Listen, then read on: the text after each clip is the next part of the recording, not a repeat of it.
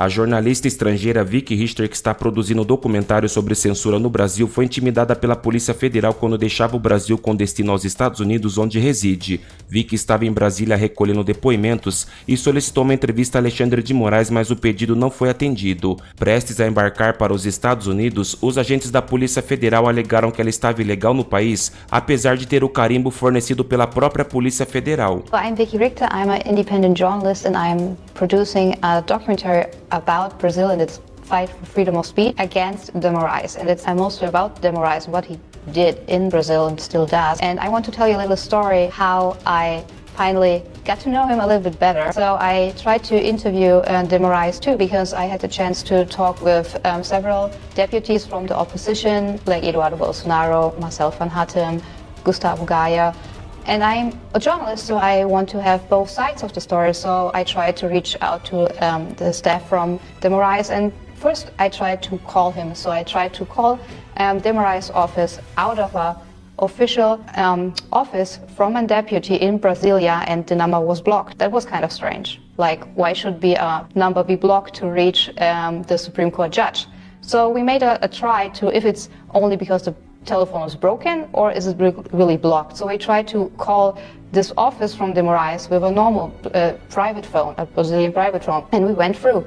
So the number of the deputy is blocked to reach de Moraes, which is, I think, very critical. And we tried to ask the staff to schedule an interview. She said, oh, write us an email. So I wrote an email to de Moraes and asked for an interview because I'm doing the documentary, like I said, and I want to have both sides of the story, because you always have two sides of the truth, and I'm not producing any propaganda, so I want to have both sides. The answer was not really surprising.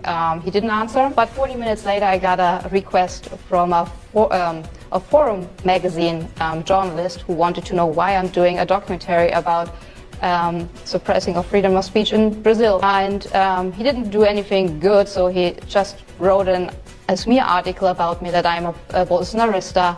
I'm German, so I can't even be a Bolsonarista. I can't even vote for Bolsonaro, but he framed me as a far-right extremist, as a propagandist, and he didn't really talk with me, but it only took him 40 minutes to make a smear article about me. So now you see how so-called mainstream media journalists do their work. And the next day, that was Friday the 13th, I tried to fly home to the US from Brasilia, and the federal police tried to seize my passport. They said I entered Brazil illegally, which I didn't, because I flew in from Sao Paulo, got my stamp that I entered through customs, everything was fine. Then I flew from Sao Paulo to Brasilia, got my stamp, everything was fine. So all of a sudden, after reaching out to de Moraes and Lula asking for their opinion why they're doing this to Brazil for a documentary, the Brazilian federal police says, you entered Brazil illegally. After a while at the airport, they let me go because there was no lawful reason to keep my passport and let me stay in Brazil.